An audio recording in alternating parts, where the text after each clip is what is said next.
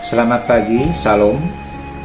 Selamat bertemu kembali pada pagi hari ini dalam acara Renungan Pagi Gereja Galangdingiang Apian Base.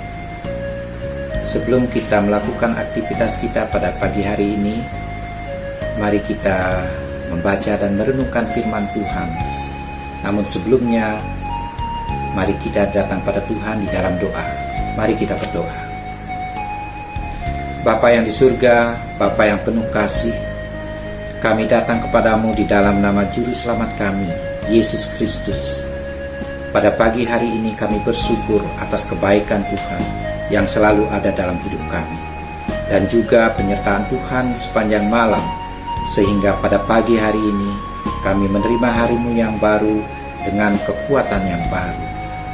Pada pagi hari ini kami rindu untuk membaca dan merenungkan firman Tuhan. Urapi setiap kami dengan Roh-Mu yang kudus, agar kami boleh dimampukan untuk mengerti dan memahami kebenaran firman. Terima kasih Bapa, di dalam nama Tuhan Yesus kami berdoa. Amin. Bapak Ibu Saudara yang dikasihi Tuhan, pembacaan firman Tuhan pada pagi hari ini terambil dari Mazmur 8 ayat yang ketiga dan Matius 21 ayat yang ke-15 dan ke-16. Begini firman Tuhan. Dari mulut bayi-bayi dan anak-anak yang menyusu telah kuletakkan dasar kekuatan, karena lawanmu untuk membungkamkan musuh dan pendendam. Matius 21 ayat 15 sampai ke-16. Ketika imam-imam kepala dan ahli-ahli Taurat melihat mujizat-mujizat yang dibuatnya itu, dan anak-anak yang berseru dalam bait Allah, Hosana bagi anak Daud, hati mereka sangat jengkel. Lalu mereka berkata kepadanya, Engkau dengar apa yang dikatakan anak-anak ini? Kata Yesus kepada mereka, Aku dengar. Belum pernahkah kamu baca, dari mulut-mulut bayi-bayi dan anak-anak yang menyusu, Engkau telah menyediakan puji-pujian. Demikianlah pembacaan firman Tuhan pada pagi hari ini. Perenungan kita pada pagi hari ini seakan memberi tema Bersoraklah karena perbuatan Allah yang besar. Bapak Ibu yang dikasihi Tuhan, kalau kita andaikan kehidupan kita, cerita kehidupan kita di dunia ini seperti sebuah gua yang besar. Ketika kita berbicara, kita akan mendengar gaungnya. Gaung yang menunjukkan kehidupan kita. Gaung antara susah dan senang, suka dan tidak suka, tawa dan tangisan, marah dan saling mengasihi. Seperti itulah juga sikap Allah kepada manusia. Terkadang keras dan lembut. Seperti kehadiran Yesus di bait Allah, membawa perubahan bagi orang-orang yang ada pada bait Allah pada saat itu, yang mempergunakan bait Allah tersebut bukan sebagai rumah doa. Yesus menegaskan bahwa bait Allah adalah rumah doa, bukan sarang penyamun. Hal itu terbukti ketika Yesus menyembuhkan orang-orang timpang dan buta yang datang menjumpai Yesus, dan rasa syukur akan kasih Yesus ini ditunjukkan dengan pujian yang dinaikkan oleh anak-anak yang hadir di bait Allah pada saat itu. Hosana bagi anak Daud. Inilah bukti dari firman yang berkata di dalam Matius 21 ayat 16b, dari mulut bayi-bayi dan anak-anak yang menyusu, Engkau telah menyediakan puji-pujian. Bapak Ibu Saudara yang dikasihi Tuhan, kehadiran Yesus di dunia diakui orang-orang percaya untuk menunjukkan kasih Allah kepada manusia. Walaupun masih banyak manusia kurang menyadari hal itu, Yesus hadir bukan saja dalam hal kebahagiaan, tapi juga dalam hal kesusahan. Dan kehadiran Yesus membawa perubahan yang baik bagi orang-orang percaya.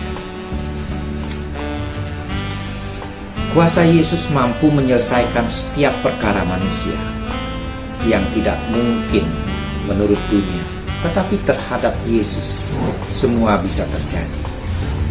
Mujizat-mujizat Yesus tetap terjadi sampai saat ini bagi orang-orang yang percaya kepadanya. Bapak Ibu yang dikasihi Tuhan, dalam kehidupan ini banyak permasalahan dan tantangan.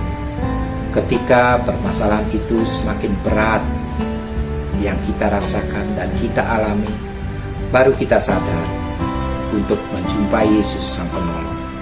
Seperti orang-orang yang datang kepada Yesus di bait Allah untuk disembuhkan.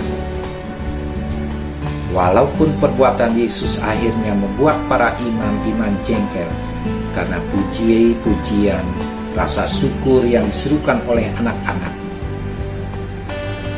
Ataukah selama ini kita atau Bapak Ibu dan saya yang mengaku sebagai anak-anak Allah kurangkah terhadap permasalahan orang lain ketika mereka timpang dan buta dalam arti imannya, yang sudah timpang dan perlakuannya sudah dibutakan oleh dunia ini, sehingga tidak lagi berjalan dalam kebenaran Kristus.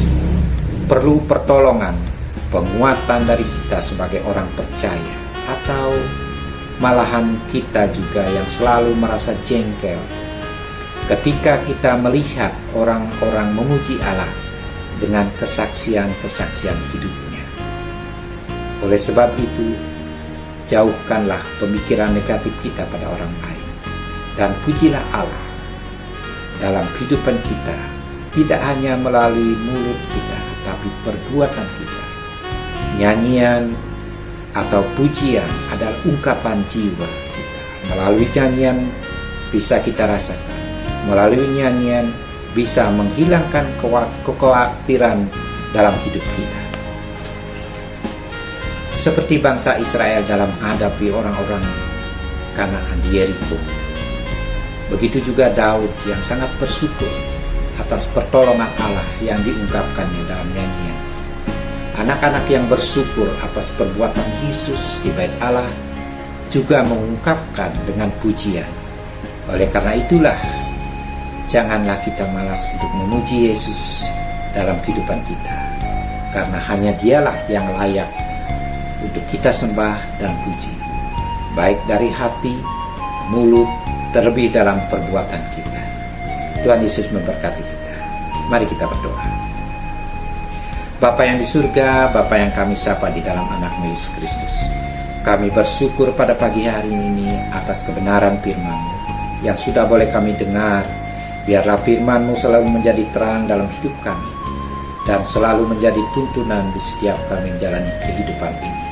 Terima kasih Bapa, sertai kami sepanjang hari ini, apapun aktivitas kami, dan kami serahkan seluruh hidup kami ke dalam tangan pengasihan Tuhan. Di dalam nama Tuhan Yesus kami berdoa. Amin. Bapak Ibu yang dikasihi Tuhan, selamat beraktivitas dan selamat menikmati hari yang baru yang Tuhan sediakan buat kita. Tuhan Yesus berkati kita semua. Salam.